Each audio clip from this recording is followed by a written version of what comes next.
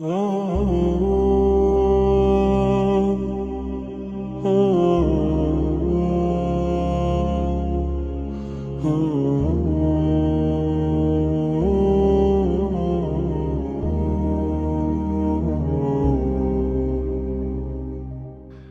الله الرحمن الرحيم. الحمد لله والصلاة والسلام على رسول الله صلى الله عليه وعلى آله وصحبه وسلم.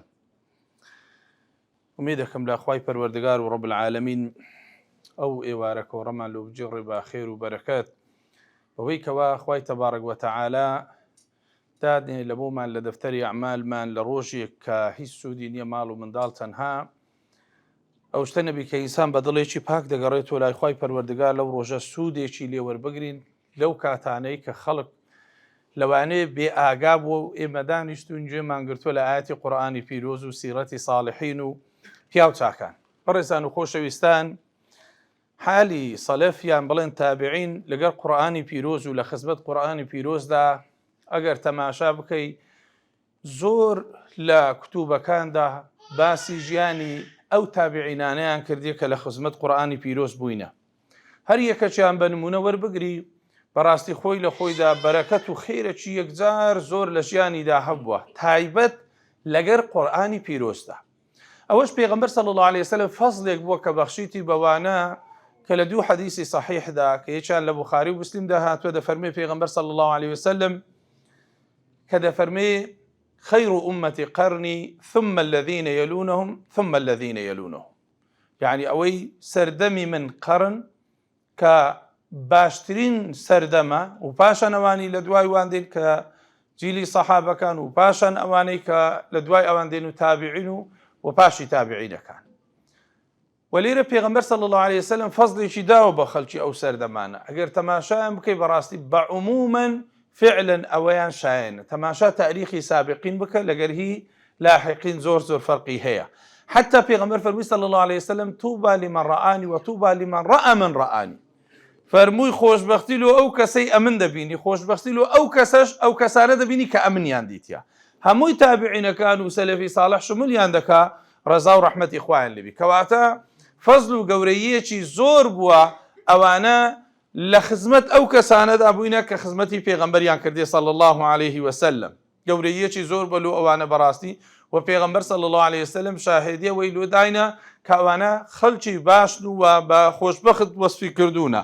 طبعا ولا سر عموم غالبيتي خلقكي زوربي او هابوا جا برزان خوشويستان امن تماشام كرت لجياني اوانا عموما هي تابعين سلفي صالح رحمتي خوان لبي جوازي كلنيوان ايمو اوان دا حبيبيتن هندي نقاط اماجي بيبكم وشيشتي جشتي لو اوي لو جياني روجاني خو معني ما استفاده لي بكين لو او روجارشي او رومانكا بريب ولا فساد ولا خرافه لە گوناح و لە کۆمەڵێشتی یەکجار زۆر ئێمە بین ژیانی ئەوان لۆ خۆمان بکەینە سەر مەشقێک سوود و ئیستیفادەی لێ وەربگرین لە ژیانی خۆماندا جێبەجێ بکەین بەرامبەر تایبەت بە مەوزوعی قورئان لە خزمەت قورئانی پیرۆزدا.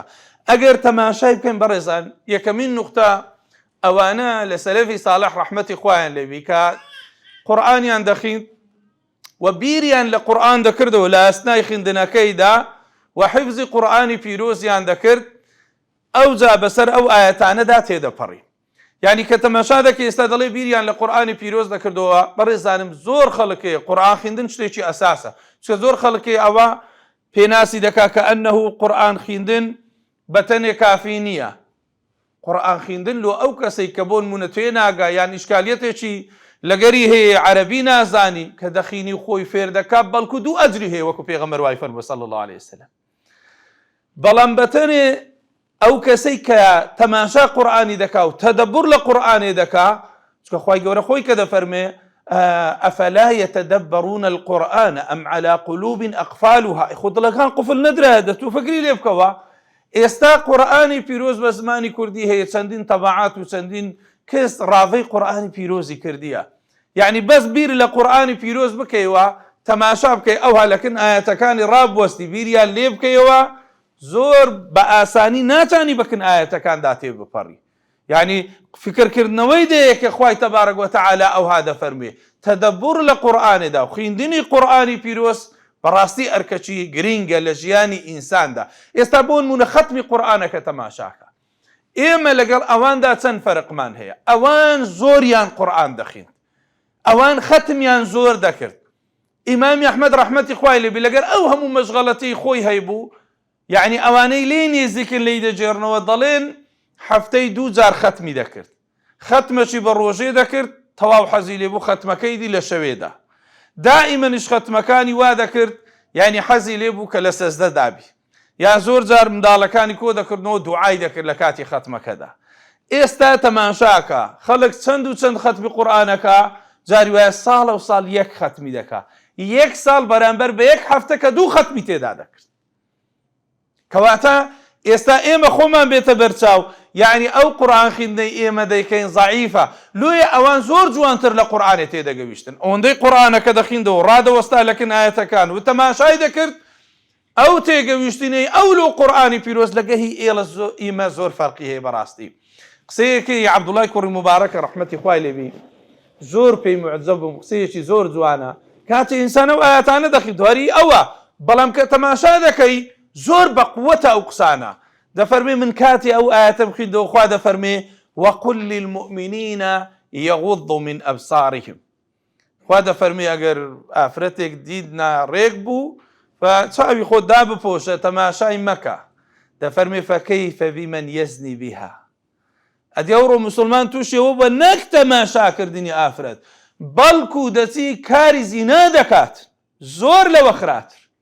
فەرمووی کاتێ ئەو ئایەتەم خوێندەوە کە خوای گەورە فەرمێ وەیل للمطففین، ئەوانەی کەوا فێڵ لە تەرازوو دەکەن، کەمێک پارە لەو لای قڕس دەچێشی و زیاد دەکا و کەم دەکات لە ساڵحی خۆی. فەرمووی فەکەیفە بمن یەأخذ المال كله. ئەدی ئەو کەسەی کەوا ماڵی خەڵک هەمووی دەبا دەبێ حاڵی کوبی. خوا فەرمێ بەس ئەگە فێڵ لە تەرازوو بکەی، ئەوها چەند غرامێک ئەوە قڕ بەسەری جێگایەکی لۆ ناو ئاگری جەهەنەم. فەکەیفە ئەو کەسەی بەبێ چێش و بەبێ تەرازوو ماڵی خەڵک دەبات. بڵێ خوای گەورە فەرمووی لەو ئایەتە تەماشام کردێ کە دەفەرمێ وەلا یەغتەب بەعضکم بەعضا، مسلمانان غەیبەتی یەکتری نەکەن. فەکەیفە بمن یەقتله، ئیوا هەیە مسلمانێک ئەکوژیتن، خینی دەڕێژیتن. ئەوها تەماشای قورئانی پیرۆز دەکەن، تەدەبوڕی دەکەن، بیری لێ دەکەنەوە. حەسەنی بەسڕێ فەرمووی ڕەحمەتی خوای لێبی دەفەرمێ ئیوام دیتیە، دەفەرمێ ئەو شەوە کامیلەن قورئانم خوین، بەڵام کە ڕۆژ دادێ ئەخلاقی ئەو قورئانە لە ژیانی ڕۆژانەیدا نادیترێت. لێ بەڕێزانم زۆر پێویستە و کاتێک کە قورئان دەخوێنی لە قورئان خوێندن ئەجر و پاداشتی هەیە، هەر حرفێک دەخێری هەیە، بەڵام ئەگەر بیری لێ بکەیەوە و تەماشای بکەی وەکو خوا دەفەرمێ زۆر کاریگەرتر دەبی لەسەر ژیانتدا، یعنی تەئسیریت لێ دەکا و کاریگەریت لێ دەکا. جا لۆی پێم خۆشە ئینسان دائیمەن کە قورئان دەخوێنێ وەکو سەردەمی سەلەفی ساڵح ئەو جۆرە قورئان خوێندنە بکاتن ئینسان، یعنی کاریگەری لەسەر نەفسی هەبی لە کاتێک کە ئایەتەکانی قورئانی پیرۆز دەخوێنی. خاڵی دووەم بەڕێزان، تەطبیقی قورئان لە ژیانی ڕۆژانەدا. تطبیق یعنی بڕۆ تەماشا هەموو سەلەفی ساڵحکە، ئەوان کاتێک کە قورئانیان دەخوێن و لە ژیانی ڕۆژانەشیاندا تەطبیقیان دەکرد و جێبەجێیان دەکرد.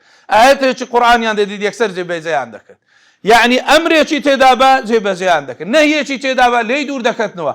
ئێستا سەیرت پێ دێ خەڵک ئەوها قورئانی دەخوێنتەوە تەماشای دەکا، ئایەتەکە وا دەفەرمێ ئەو پێچەوانەی ئایەتەکە دەجوولێتەوە.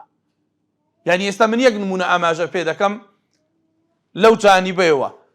خوای تبارك وتعالى لدرباري داكو باب چه دفرمي وقضى ربك ألا تعبدوا إلا إياه وبالوالدين إحسانا إما يبلغن عندك الكبر أحدهما أو كلاهما فلا تقل لهما أف.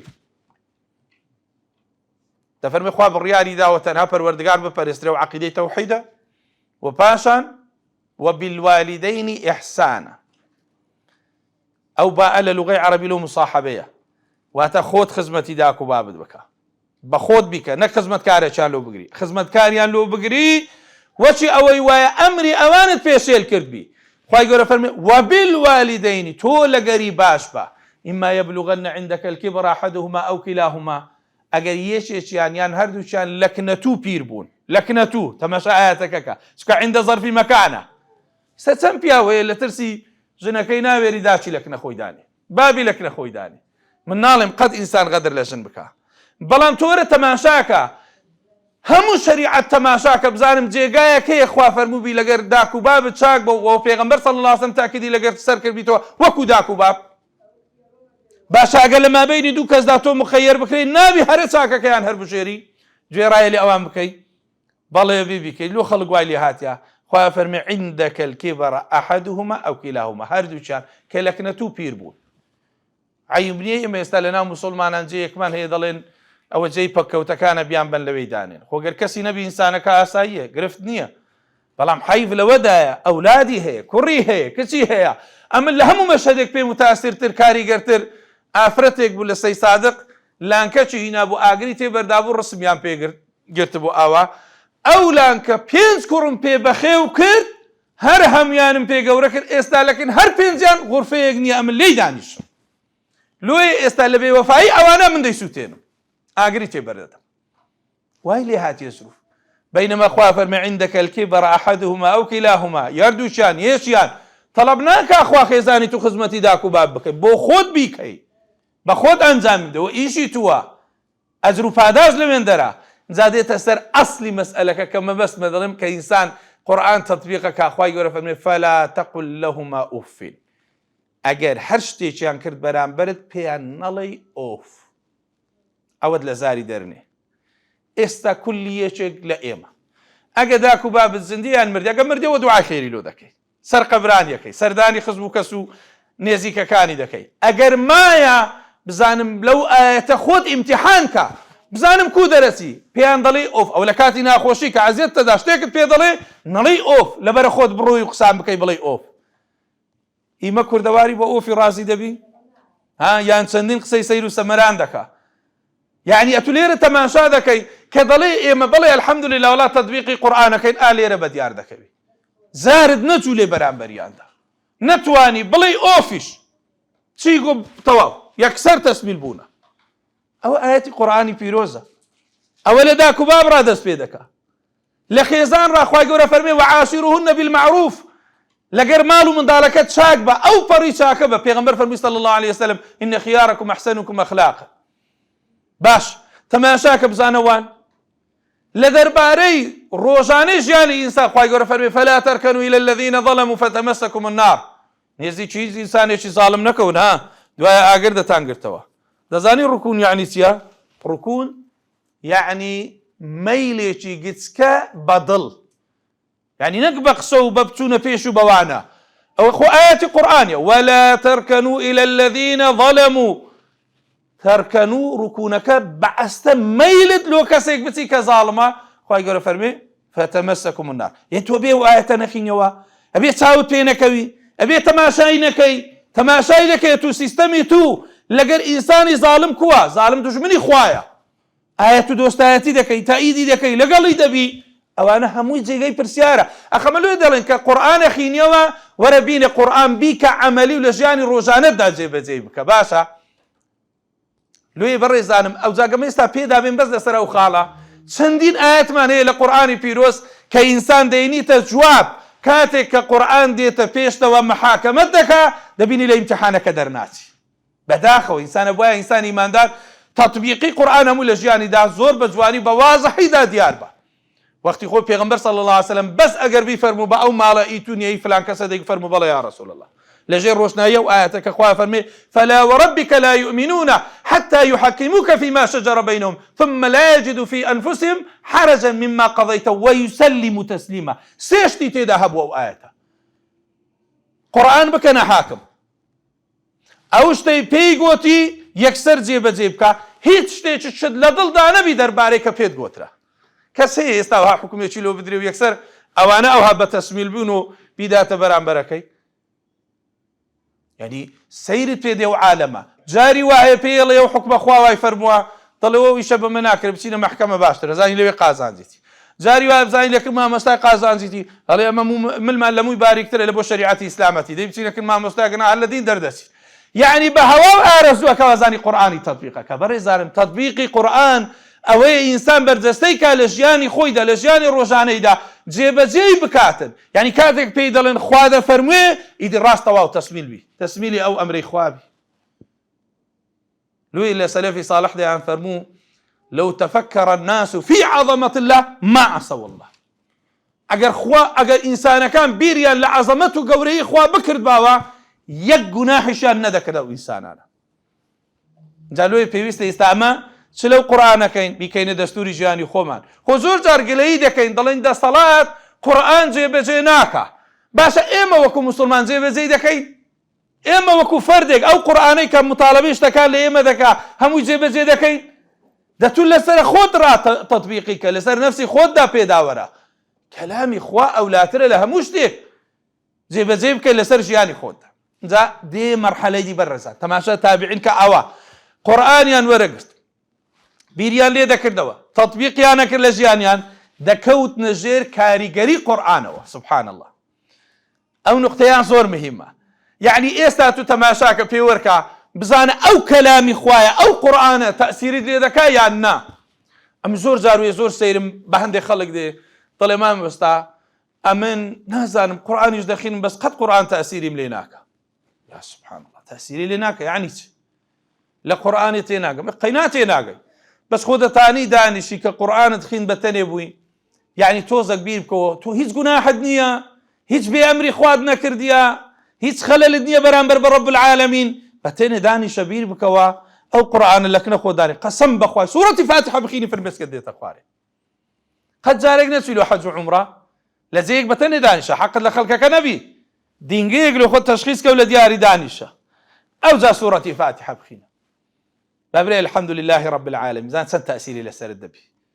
تو سوپاسی خواکەی خوایە تۆ دەپەرستم پشت بە تۆ دەبەستم وا دەکەم جا ڕاوەستە لەگەر نەفسی خۆت قسام بکە با بزانم ئەمن ئەوهامە لەگە سوورەتی فاتحە. ئەوان وایان دەکرد ئەو قورئانە تەئسیری لێ دەکردن. لێ ئەو کەلامە ئیبن جەوزی گەلە جوانە کە من زۆر جار بەکاری دێنم دەڵێم ئەوەندە بە جوانی دەفەرمێ وتیان لۆ ئەو خەڵکەی تابعین و سەلەفی ساڵح قورئانیان دەخین دەگریان بەڵام خەڵکی ئێستا ناگریێ نازانی فرمێس چی بێتە خوارێ لە بەرامبەر بە قورئانی پیرۆزدا. فەرمووی من لم يكن مثل تقواهم لم يدري ما الذي أبكاهم ومن لم يشهد جمال يوسف لم يدري ما الذي آلم قلب يعقوب. تفرمو هر کەسەی تەقوای وەچی تەقوای ئەوان نەبی نازانی چ شتە دەیانگریێنی. هەر کەسێ پێغەمبەر یوسف و جوانیەکەی نەدیت بی نازانی پێغەمبەر یعقوب چەندی عەزیەت و ئازار خواردی. تەماشا کە من لم يكن مثل تقواهم لم يدري ما الذي أبكاهم چ شتێکە دەیانگرێن وەو کابرایە قورئانی دەخینی دەگریێ. یەکێ لە پیا و ساڵحین دەفەرمێ ئەبوو حەنیفەم دید ڕەزا و ڕەحمەتی خوای لێبی پێش نوێژی کرا ئیمامی مزگەوتەکەمان کە ئەو لە پشتی نوێژی دەکرد سوورەتی ئیذا زولزلت الأرض زلزالها ئەوەی خوێند دەڵێ قەسەم بەخوای ئەوها دانیشت ئەبوو حەنیفە لە جێی خۆی لە دوای نوێژێدا بەس دەیفەرموو خوایە تۆ جەزای ئینسانە دێوە بەقەد یەک مسقالە زەڕە لە خێر و جەزای ئینسانە دێوە بەقەد یەک مسقالە زەڕە لە شەڕ ئەوەی دووبارە دەکردەوە هەتا هاتمەوە لە نوێژی سبەینی لە جێی خۆی دانیشت بوو. دەڵێ کە چایی بە من کەت گوتی ئەوە بشارەوە ئاگات لێبی گوناحت دەگا گەردەنت ئازاناکەم لە ناو خەڵک بڵێ ئەبوو حەنیفەم وا دیتیە. یەک شەو هەتا سبەینێ بەس چونکە ئیمامەکە ئەوەندە ئایەتەی خوێند. ئەوجا ئێستا لۆمە هەندێک خەڵک پەیدا بووە لەو گۆڕە قسەی بە ئیمامێکی گەورە دەرێ. تۆ ئەو پیاوە ئەو هەلو خوا دابنیشی ئەوها ئەو هەلو ڕەب العالەمین ئەوها ئەو قورئانە تەئسیری لێ بکە ئەوەندە کاریگەری بەسەرە بی لەوانەیە هەزار جار ئێمە ئەو سوورەتامان دۆخیندرابی بەڵام کەسێک ئەوها دانیشتە بیری لێ بکاتەوە ها تەئسیری لێ بکە و کاریگەری لێ بکە ئەو ئینسانە ئەوها بەرامبەر بە یەک ئایەتی قورئانی پیرۆزدا بمینێتەوە. فضەیلی کوڕی عیاض پێش نوێژێک ڕەزا و ڕەحمەتی خوای لێبی ئەو ئایەتەی خوێندەوە سوورەتە ئەلهاکم التەکاثر حەتا گەیشتە لەتەرەوەن الجەحیم ئەوەی لە پشتی بوو چەند جار لێیان تەواو کرد دەڵێ قەسەم بەخوا سوورەتەکە پێ تەواو نەکرد هەتا گوتی الله ئەکبەر لەتەرەوەن الجەحیم یعنی بە ئەکید ئێوە جەهەنەمە بینن ئاگات لێبی کاتێک کە فکر لێ دەکاتەوە ئینسانە ناتوانی تجاوز کە لەو ئایەت خەڵکێکی هەر بەسەریدا تێدەپەڕی مرور الکرام بەسەریدا دەڕوا کەسێکی لە قورئانی پیرۆز تێدەگا وەکو ئەو کەسە نییە کە هیچ تێناگا لە قورئانی پیرۆز ئەو کەسەی کە ئیمانی بەرزە بەرامبەر بە قورئان فەرمێشتی دێتە خوارێ ئەو کەسەی کە ئیمانی ضەعیفە بەرامبەر بە قورئانی پیرۆز تەقەی سەری لێوەتی ئیمان بەرزیەوە لە ئینسانی دەکات بتوانی ئەو چاوانە فرمێشی لێ بێتە خوارێ. ئەو ئیمان زەعیفیشە، لاواز بوو کەس بوو نایبینی قەت ئەو ئینسانە ببینی فرمێشی لە چاوی بێتە خوارێ. عمەری کوڕە عەبدولعەزیز کە پێشنێژیە کرد بە خۆی خەلیفەی مسلمانانیش بوو، والليل إذا يغشاخن حتى گەیشتا فأنذرتكم نارا تلظى کە باسی ئاگری کرد ڕێک سەر ڕاوەستا و بگریە ئەو سوورەتەی پێ تەواو نەکرا. الله ئەکبەر نەیتوانی بڕوا. یعنی تۆ وەرە بەس تەماشاکە یەک ئایەت نییە لە قورئانی پیرۆز وەکو ئەوانە تەئسیر و کاریگەریت لێ بکە لە لای ئەو ئایەتە ڕاوەستی، بەڵام کە بەتە نەیخینی، بەڵام لەگە قورئان تێکەر بە، بەڵام وەکو ئەوان بە تەماشاکە و لۆمەی نەفسی خۆت بکە. دەڵێ ناگریم سەر قەبران ببینە، نەخۆشێک ببینە، بە خەلوەتێک دانیشە. حەسەنی بەسری هەموو جارێ فەرموو ڕەحمەتی خوای لێ بی تەفەقەدوا الحەلاوەتە فی ثەلاثەتی ئەشیا. ئێوە لە دوو شیرینی ئیمان بگەڕێن لە سێشتدا: فی الصەلاة والذکر وقراءة القورئان. دەیفەرموو ئەو سێشتە نوێژ، زکرکردن، قورئان خوێندن. فإن لم تجدوا فاعلموا أن الباب مغلق. ئەگەر بەدەستان نەکرد هیچ تەئسیری لێ نەکردن، نوێژێ دەکەی هەر تەبیعیە، زکری دەکەی هەر تەبیعیە، قورئانی دەخوێنی هەر تەبیعیە. کوڕە بزانە تو دەرگات لەسەر داخرایە، نەکبەت بڕۆ دەرگای بکەوە. لۆی بەڕێزانم زۆر پێویستە ئەو خەلوەتەی ئینسان بزانە پێغەمبەری خوا صلی الله علیه و سلم پێش ئەوەی ببێ بە پێغەمبەر هەچوو لە ئەشکەوتێکە دادەنیشت و بیری دەکردەوە. زۆر ئەجری هەیە ئینسان دابنیشی بە تاقی تەنێ. یەک لەو حەفت کەسی لە ژێر سێبەری خوایە چێیە؟ ورجل ذكر الله خاليا ففاضت عيناه. ئینسانێک کە دادەنیشی ئەوها زکری خوای گەورە دەکا، زکرەکە بەس زکر هیچ شتی دیکە ناڵێ، بەس زکری خوای گەورە دەکا. یعنی سبحان الله لا اله الا الله دەرێ، زۆر دڵی نەرمەبی. خوای گەورە فەرمێ يعني أويلد ألا بذكر الله تطمئن القلوب أو ضل مطمئن بي پیغمبر فرمي صلى الله عليه وسلم ففاضت عيناه. چاوی فرمێشتی لێ دێتە خوارێ، دێتن هیچ مەجالی تێدانە. تو ڕێگەکە بگرە بەر ئەو بەخۆی فرمێشتگە نێرتە خوارێ. و پێغەمبەریش فەرمووی صلی الله عليه وسلم ئەگەر یەک فرمێشتێک لە چاو بێتە خوارێ کو شیرکە لە گوانی حەیوان هاتە دەرێ ناستەوە جێگەی خۆی، ئەو ئینسانش ناچێت لەو ئاگری جەهەنەم. مادام ڕەجولا بەکا من خەشیەت الله، مادام ئەو ئینسانە لە ترسی خوای تەبارەک وتەعالە فرمێشتی هاتە خوارێ. زالوی بەڕێزانم زۆر تەماشاکەم سبحان الله ژیانی ئەو تابعینانە تەماشا بکە، بەس لۆ ئەوەندەی بزانی کە تو چەند مقەسری، چەند کەم تەرخەمی. یعنی دەبوایە ئێمە کو لەگەر ئەو قورئانەدا تێکەڵ بووباینە کەم تەرخەمین. ئەو قورئانە کەلامی خوایە، ئەوانی پەروەردە کرد، خێزانانی پەروەردە کرد، کۆمەلگای لە بۆ پەروەردەکردن، هەموو جێگایەکی لۆکردن بەس بەدەستگرتن بەو قورئانی پیرۆزەوە. بەڵام کاتێک ئێمە ئێستا قورئان دامان نایە سوێندی پێدەخۆین، قورئان دامان نایە لە بۆ مبارەکی لە جێگایەکدا، قورئان دامان نایە ڕۆژانە ئەگەر شتێک هەبوو بگەڕینەوە تەماشایەکی قورئان بکەی، ساڵی جارێک لە ڕەمەزان ختمێکی قورئان بکەی. زەعیفەکەیە، لاوازیەکەیە. ئەوانە ها تەماشا قورئانیان دەکەن کە دەیانخن لەکن ئاەتی کاریگەر یەکسەر ڕادەوەستان، لەکن ئاەت ڕادەوەستان. کابرایە لە عەبدوڵای کوڕی مبارەکی پرسی ئەو شۆ زۆر قورئانم خوێند، نێزیکەی ختمێکی قورئانم خوێند. فەرمی من کابرایەک دەناسم ئەو شۆکە حەتا سبێنێ بەس گوتی ئەلهاکم التەکاثر، لۆندەی زیاتری نەخوێن. لێیان پرسی دوایە زۆر ئیحرازیان کرد، گوتی بەخۆم بوو کار ئەوەندەم خوێندە دوونێشێ، بەس ئەوەندە ئەلهاکم التەکاثر فقط. یعنی وای لێکردن زۆری، ئەجا زۆری ماڵە، زۆری نەفسە، زۆری پارە و پولە، زۆری ئوموری دنیایە، ئەلهاکم بە هیلاکی دان، بەرەو خراپەی بردن، ئیغڕای کردن. ئەو کابرا فکر لێ کاتەوە خوایە ئەمن لەوانە نەبم. لۆ ئەگەر تەماشا ژیانی بکەی ئەو پیاوە مجاهید بووە و تاجیر بووە و ئینسانێک بووە سائیم النەهار و قائیم اللەیل بووە. تەماشا و ئینسانە چەند فەرقی لەگەر کەسێکی دیکەدا. لۆی بەڕێزانم بەڕاستی ئێمە مراجعەتی دڵەکانی خۆمان بکەین و مراجعەتی ژیانی ڕۆژانەی خۆمان بکەینەوە. کورە ئەو ژیانە با هەمووی نەڕوا بە تیکتۆک و ئەنیستگرام و بە فەیسبووکەوە. ئەوانە وەقتێکی بدێ کە پێویستی پێیەتی، بەڵام هەموو وەقتەکانی بدێ ئەیچی لە کەلامی خوا دەکەی، ئەیچی لەو خەڵکانە دەکەی ڕۆژی قیامەت دێن ئەو هەموو خەتمەیان کردووە، ئەو هەموو قورئانیان تەطبیق کردووە، ئەو هەموو بیرکردنەوەیان لە قورئان کردی، ئەو هەموو کاریگەر بووینە بە قورئان، بەڵام ئەتو هیچت نییە. یعنی پێت خۆشە ڕەفیقی کۆمەڵێکی خەڵکێک بی، کۆمەڵێ زاد و زەخیرەی زۆریان هەبی و تووش هیچت نەبی.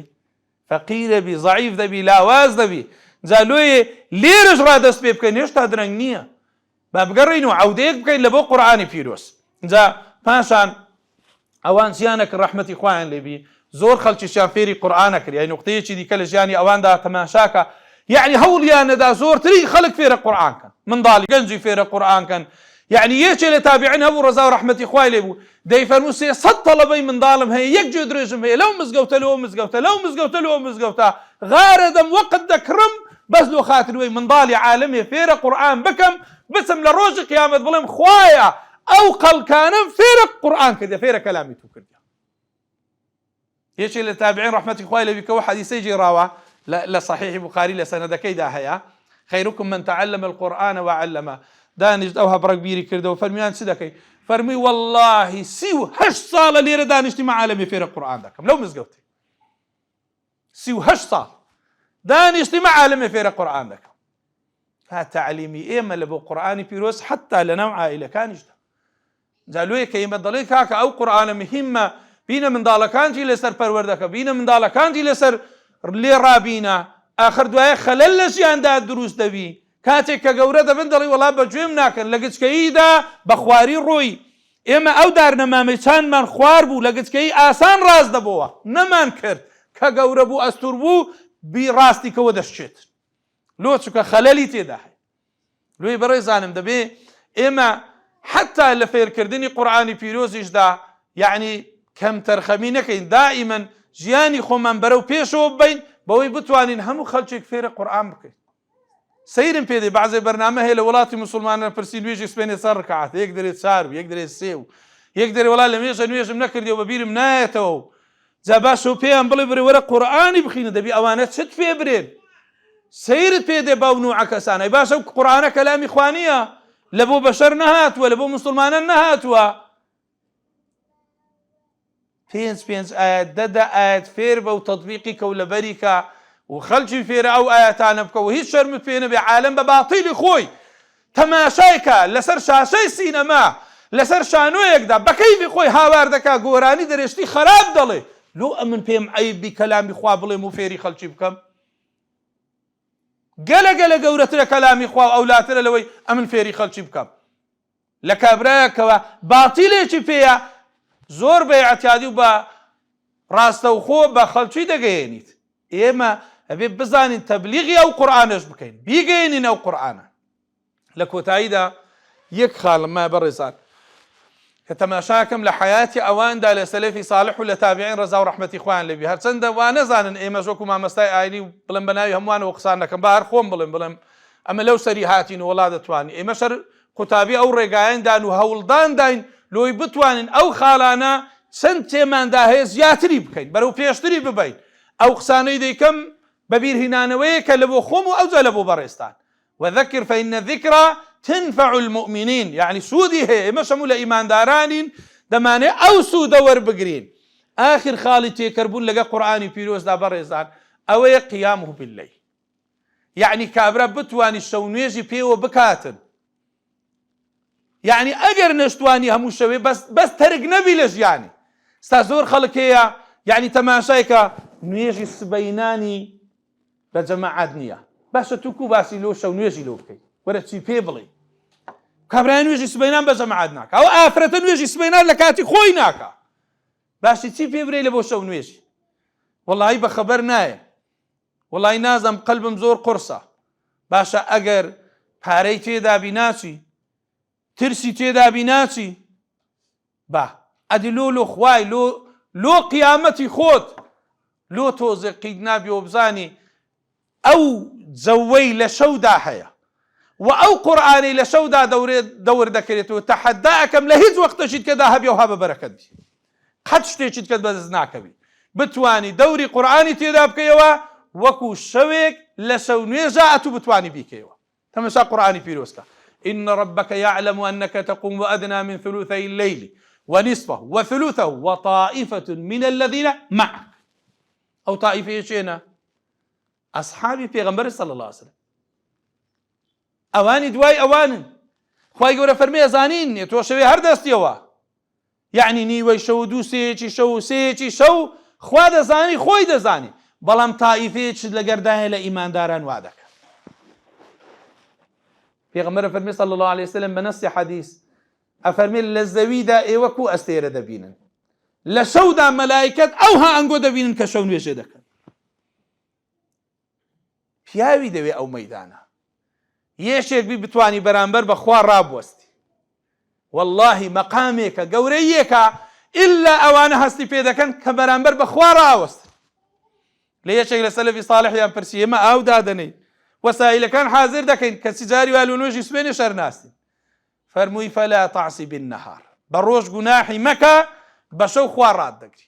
بە تەمابی بە ڕۆژ گوناحی بکەی و بە شەو بەرامبەر بەخوا ڕاوەستی ئەو دووشتە مەحاڵە بە یەکتریدا کۆبیتەوە، لە ژیانی خۆشتدا تەماشایکە. ئەو کەسانێک کە ڕۆژانە خەریکی مۆبایل و شتی بێسەود و بێفائیدەن مەحاڵە بتوانن ئەوانە شەو نوێژێ بکەن. حەسەنی بەسری چاوی بە عالمێکت کەسابەتیان نەکرد، هاواریان نەکرد لە بازاری تەماتە بۆندا خیار بۆندا ئەو شتە بۆندا دەفرۆشین ئەوە فەردەی بەوەندەی. فەرمووی ئەوانە نێوڕانان ناچنەوە تۆزێکی بنون قەیلولە بکەن؟ فەرمیان ناوەڵە. فەرمیێتی کو شەوێ هەردەستنەوە شەو نوێژێ دەکەن. کورە حەسەن شەو نوێژی چەوانە توزانە شەو نوێژی ئەوە بەوانە دەکرێت شەو نوێژ. یعنی هەتای فەرموو کاسب کار فەرمی چماوانە بەرامبەر بەخوا ڕاناوەستن شەوێ ئەی نابی بستەوە ڕۆژێ تۆزەگەی سرعات بکەن. ئەو ئینسانەی بەڕێزانم کە ڕادەوەستی بەرامبەر بە ڕەب العالەمین و ئەو قورئانە دەخینتەوە بزانەوە مەقامێکی زۆر گەورەی هەیە بەرامبەر بەخوای تەبارەک وتەعالە. واللهی جاری وایە تەماشا ژیانی ئەو ساڵحانە دەکەین، یعنی هەر بەس بە تەمەشاکردنی ژیانەکەیان لە شەو نوێژیاندا فقط دەبی ئەوها تەسمیل یا ڕەبی خودایە خوایە بە گەورەی خۆت لەگەر ئەوانەدا حەشرم یا ڕەب العالەمین. چەند زەعیفین و چەند لاوازن و چەند کەم تەرخەمین و چەند تەمبەڵین. ئینسانێک نەتوانی بەرامبەر بەخوای تەبارەک وتەعالە ڕاست. پێغەمبەر دەفەرمێ صلی الله عليه وسلم ئینسانێک ئەگەر هەشتاوە کە خوا فەرمێ تتجافى جنوبهم عن المضاجع يدعون ربهم خوفا وطمعا. يعني كبريت زي كان ليفت دشمن لا ذكون لين راد وستن بەرامبەر بەخوا هەم ترسیان هەیە هەم ئومێدیشان هەیە بەخوای تەبارەک وتەعالە. دەفەرمێ خوای گەورە پێکەنینی دێ بەرامبەر بەوانە بەو کەسانەیەوها ڕادەوەستن و مەلایکەتیش ئەکاتە شاهید کە ئامادە بن ئاگادارتان دەکەمەوە حتا ڕۆژی قیامەتە من لەوانە خۆش بووم. چ معلوم جارێک هەر ناستی و بەبەر ئەو لێ خۆشبوونی خوای پەروەردگار و ڕەب العالەمین بکەوی تەواو تو جارێک کە عقوبە نادری باشتیشیش مکەسەراتیشت بێتە سەر ڕێیەدا، بەڵام خوا لێت خۆش بوو تەواو ئیتر کەسێکی بەرامبەر بەخوا ڕاوەستای. یعنی بەس ئێستا مەشەدەکە بینە بەرچاوت وەکو سوورەیەک تەماشاکە سوورەتێکی درێژت لەبەرە لە قورئانی پیرۆزدا لە شەوێدا هەستایەوە لەو خوای دەیڵێەوە. سبحان الله. یعنی باور بکە غەمت لەبیر دەستەوە خەفەتت لەبیر ئەستەوە. وەرە ئەو ئینسانانە تەمەشاکە کە دەڵێن وندە غەمباری وندە خەفەت بارین باسی وەی لۆ بکە برێت و شەو نوێژێ دەکەی یا جارێ عومرەی دەکەی یا جارێ بە ڕۆژی دەبی دوو شەم و پێنجشەمە هیچی نییە.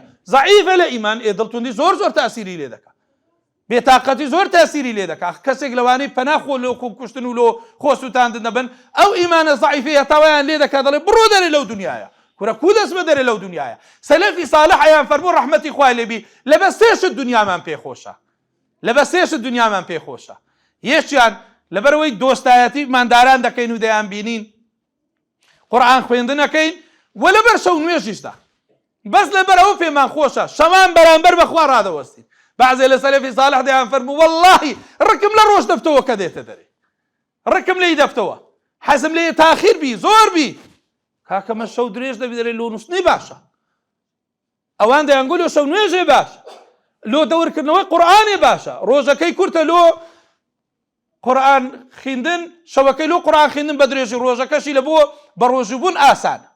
یعنی خەڵک بیر لە چ دەکاتەوە ئێمە بێر لیستەکەین جەلۆی بەڕێزانم مێ دەکەم ئەو قسانەی من یعنی کەمێکیش بێ ئەگەر تەذکیرە و بەبیرهێنانەوەیەک بێ لە بۆ خۆم لە بۆ بەڕێستان بە ئومێدی ئەوەی کە خوای پەروەردگار و ڕەب العالەمین بە قسەکانی خۆمان نەبێتە حوجەیەک لەسەرمان بەڵکو ببێتە حوجەیەک لە بۆمان بە ئومێدی ئەوەی کەوا بتوانین ئەگەر تا ئێستاش کەم تەرخەمیمان بووە ئەو کەم تەرخەمیانە کەم بکەینەوە یان ئەگەر نەمان بووە لەگەر قورئاندا بگەڕێینەوە ئەو قورئانە بکەینە بەهاری ناو دڵەکانمان وەکو پێغەمبەر دەیفەرموو صلی الله عليه وسلم اللهم اجعل القرآن ربيع قلوبنا خوايا أو قرآن بكي بهاري ناو دڵەکانمان يعني بگەڕینەوە تێکەڵ بین لەگەر ئەو بەهارە بگەڕینەوە تێکەڵ بین لەگەر ئەو قورئانە بگەڕینەوە تەماشایەکی قورئان بکەین قورآنەکان لەو گۆڕە بێناز ڕانەگرین، قورآنەکان وا لێ نەکەین تۆزیان لەسەردا بنیشی، قورآن وا لێ نەکەین لە ڕۆژی قیامەتدا ئەو قورآنە هاوارمان لێ بکەوە قال الرسول يا ربي إن قومي اتخذوا هذا القرآن مهجورا، وای لێ نەکەین وەکو پێغەمبەر دەفەرمێ صلى الله عليه وسلم القرآن حجة لك أو عليك، با حجەتێک نەبێ لەسەرمان، حجەتێک بێ لە بۆمان، کەواتە با خۆمان لەگەر ئەو قورآنەدا دۆستایەتی بکەین تا لە ڕۆژی قیامەتدا کە یەکێک لەو شتانەی شەفاعەت لۆ ئینسانی دەکا الصيام والقرآن يشفعان للعبد، شفاعتت لۆ دەکا. اقرأوا القرآن فإنه يأتي يوم القيامة شفيعا لأصحابه، دێ شەفاعەت لە بۆ دۆستەکانی خۆی دەکا. جا ئومێ دەکەم ئینشاء الله لە خوای گەورە دەپاڕێمەوە. یا ڕەبی خوایە لە خۆمان و داک و بابمان خۆش بی، خوایە لە خێزانەکانمان خۆش بی، خوایە منداڵەکانمان ساڵح بکەی، خوایە ئەو کۆمەڵگایە بەرەو چاک و باش ببە یا رب العالمین، خوایە هەرچی لە ناومان باشە باشتری بکەی، ئەوەی خراپە یا ربی خدا هیدایەتی بدەی و بیهینێ سەر ڕێگەی ڕاست یا رب العالمین. یا ربی خوایە بە فەزڵ و کەڕەمی خۆت لەگەڵمان بکەی، بە عەمەلی خراپی ئێمە لەگەڵمان نەکەی یا رب العالمین. یا ربی خوایە لە مردووەکانمان خۆش بی، یا ربی خوایە لەو مەجلیسە دانیشتە نەخۆشە یان نەخۆشێکی یا ربی خدایە شفای لە بۆ بنێری، یا دڵی توندە خوایە دڵی فەڕاح بکەی، یا گرفتی هەیە یا ربی خوایە گرفتەکەی لە بۆ حەل بکەی، یان کارێکی قورسی لە پێشە خوایە لە بۆی سەهل و ئاسان بکەی، یان نیازێکی چاچی لە دڵدا یا ربی خوایە لە بۆی جێبەجێ بکەی، یا ربی خوایە لە دینی خۆ زیاتر شارەزامان بکەی، سەرفرازی دنیا و قیامەتمان بکەی، لە ڕوورەشی دنیا و قیامەتدا بمان پارێزی، لە مەجلیسی خراپ لە ئینسانی خراپ لە فتنە خوایە بمان پارێزی یا رب العالمین. یا ربی خدایە هەرچی خێر و بەرەکەتە بە قسمەت خۆمان و ماڵ و منداڵمانی بکەی، خوایە بەرەکەت بێخیە ماڵمان، خوایە دوورمان بێخی لە فتنە و ناخۆشی، یا ربی خوایە لە دواڕۆژیشدا ڕوورەشمان نەکەی، لە دیداری محەممەد المستەفادا بێبەشمان نەکەی، یا ربی خوایە بەدەستی ئەو لە حەوزی ڕۆژی قیامەتدا ئاو بخۆینەوە، لەژێر ئاڵای ئەودا حەشرمان بکەی، لەژێر سێبەری خۆتدا کۆمان بکەیەوە، لە پردی سیڕات بپەڕینەوە، لە فردەوس الأعلا لەگەر پێغەمبەران و ڕاستگۆیان و شەهیدان و صالحیندا کۆمان بکەیەوە. آمين آمين. الحمد لله رب العالمين، والسلام عليكم ورحمة الله وبركاته.